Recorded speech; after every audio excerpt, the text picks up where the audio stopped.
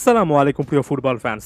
So Ballon ডিওরের shortlist প্রকাশিত হয়েছে, যেখানে ৩০ জনের নাম দেখা যাচ্ছে বরাবরের মতো, এবং এবার বিশেষত্ব হচ্ছে ২০০৩ সালের পরে এই প্রথম কিন্তু এই লিস্টটাতে লিওনেল মেসি কিংবা ক্রিস্টিয়ানো রোনালদো কারো নামই দেখা যাচ্ছে না। অর্থাৎ ২০০৩ সালের পরে প্রথমবারের মতো মনোনয়ন পেলেন না মেসি কিংবা রোনালদো। সত্যিকার অর্থে মেসি রোনালদো এরাটা পেরিয়ে যে নতুন যুগের আমরা ফুটবলে প্রবেশ করছি সেটার একটা পরিচায়ক এটা। তবে সেটা যাই হোক, এটাকে একেবারে স্বাভাবিকভাবেই নিচ্ছি। যদিও রেসে সকলেই সমানভাবে থাকবেন না, ফেভারিট হিসেবে কারা কারা আছেন সেটা প্রসঙ্গে একটু পরে আসছি। তার আগে পুরো লিস্টে একবার দেখে নিই চলুন। তালিকায় রয়েছেন ম্যানচেস্টার সিটি এবং স্পেনের হয়ে দুর্দান্ত পারফরমেন্স করা রদ্রি, রিয়াল মাদ্রিদ এবং ব্রাজিলের জার্সিতে ধারাবাহিক পারফরমেন্স, বিশেষ করে ক্লাব ফুটবলে গত সিজনটা দুর্দান্তভাবে শেষ করা Vinicius junior, Paris Saint Germain এবং বর্তমানে রিয়াল মাদ্রিদে খেলা ফ্রান্সের star footballer Kylian Mbappe, Real Madrid এবং ইংল্যান্ডে খেলা স্টার মিডফিল্ডার জুড বেলিংহাম, আগামী দিনের বড় তারকা লামিন ইয়ামাল, রিয়াল মাদ্রিদের জার্সিতে এবং স্পেনের জার্সিতে ডিফেন্সে সত্যিকার অর্থে পার্থক্য সৃষ্টিকারী পারফরমেন্স দেওয়া দানি কারবাহাল, বরাবরের মতো গোলের পর গোল করে যাওয়া এর্লিং হল্যান্ড, ম্যানচেস্টার সিটির জার্সিতে গত সিজনের দুর্দান্ত খেলা ফিল ফোডেন, ম্যানচেস্টার সিটির রুবেন ডিয়াসও জায়গা করে নিয়েছেন, এমি মার্টিনেজ বরাবরের মতো দুর্দান্ত একের পর এক পারফরমেন্স দিয়েছেন, বিশেষ করে আর্জেন্টিনার জার্সিতে স্বাভাবিকভাবে এই লিস্টটাতে আছেন। আরও আছেন Federico Valverde, Nico Williams, Toni Kroos, Granit Xhaka, Artem Dovbyk, Dani Olmo, Mats Hummels, Martin Odegaard, William Saliba, Vitinha, Cole Palmer, Harry Kane, Bukayo Saka, Hakan চানহালুলু, Lautaro Martinez, Ademola Lookman, Antonio Rudiger, Alejandro Grimaldo, Declan Rice এবং Florian Vitz.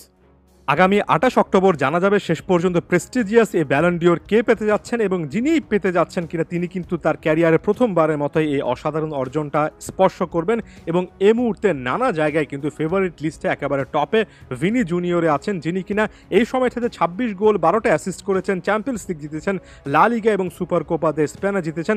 তার ক্ষেত্রে বরাবরের মতো সবচেয়ে বড় শক্তির জায়গাটা হচ্ছে ইনজুরির কারণে অনেকগুলো ম্যাচ মিস করলেও রিয়ালের জার্সিতে চ্যাম্পিয়ন্স লিগ জয়ের পথে একেবারে গুরুত্বপূর্ণ মোমেন্টে যে পারফরমেন্সগুলো দেখিয়েছেন ভিনি জুনিয়রকে ভোটিং প্রসেসে এই জিনিসটা এগিয়ে রাখবে। অ্যাগেইন এখানে ইম্প্যাক্টের জায়গাটা খুঁজতে হবে। প্রভাব বিস্তারকারী ফুটবল রিয়াল মাদ্রিদের জার্সিতে খেলেছেন, যদিও ব্রাজিলের জার্সিতে কতটুকু কি করেছেন সেটা নিয়ে আলোচনা সমালোচনার সুযোগ রয়েছে, তবে ভিনি জুনিয়রের গত সিজনের ক্লাব পারফরমেন্সটাই তাকে কিন্তু এখানে ইউনিক একটা পজিশনে রাখছে। রদ্রির কথা ভুলে গেলে চলবে না।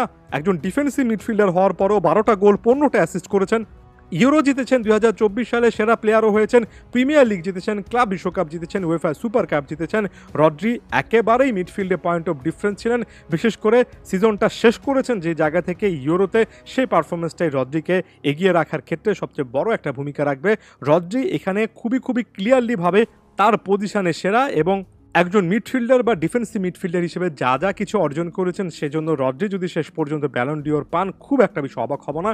যদিও অন্যান্য অনেক জায়গায় ইম্প্যাক্টের জায়গা থেকে ভিনি জুনিয়রকে এগিয়ে রাখা হচ্ছে, এমন টাইপের অ্যাওয়ার্ডে ফরওয়ার্ড লাইন আপে বা ফাইনাল থার্ডে যে সকল প্লেয়াররা খেলেন তাদেরকে এগিয়ে রাখা হয়। তবে রদ্রি এখানে জাস্টিফাইডভাবে লিস্টে আছেন, এবং তিনি যদি পান আসলে সত্যিকার অর্থে অভিযোগ করার কোনো কারণ দেখছি না।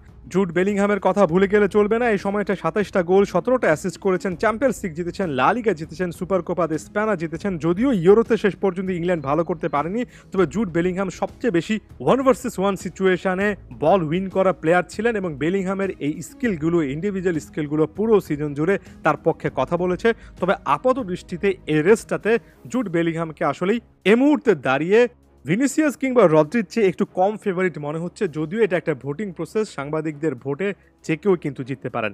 দানি কারভালের কথা ভুলে গেলে চলবে না, লাউতারো মার্টিনেজের কথাও মনে রাখতে হবে, Toni Kroos, Lamine Yamal, Kylian Mbappe এই টাইপের অনেক পারফর্মার ছিলেন, Harry Kane, Phil Foden, Nico Williams, আরও অনেকের নামের কথা হয়তোবা ভুলে যাচ্ছে, যেমন ফ্লোরিয়ান ভিটস একটা নাম হতে পারে। তবে আমার কাছে মনে হয় দিন শেষে এই রেসটা ভিনিসিয়াস জুনিয়র কিংবা রদ্রি এই জায়গাতে এসে একটু স্টাক হয়েছে, তার সাথে আপনি বেলিংহামকেও অ্যাড করে নিতে পারেন। এবার হয়তোবা একটু কন্টেস্ট বেশি এখানে হতে পারে, দেখা যাক ভোটিং প্রসেসে গুরুত্বপূর্ণ সাংবাদিকরা দেশ বিদেশের কী ভাবছেন। ধন্যবাদ সবাইকে।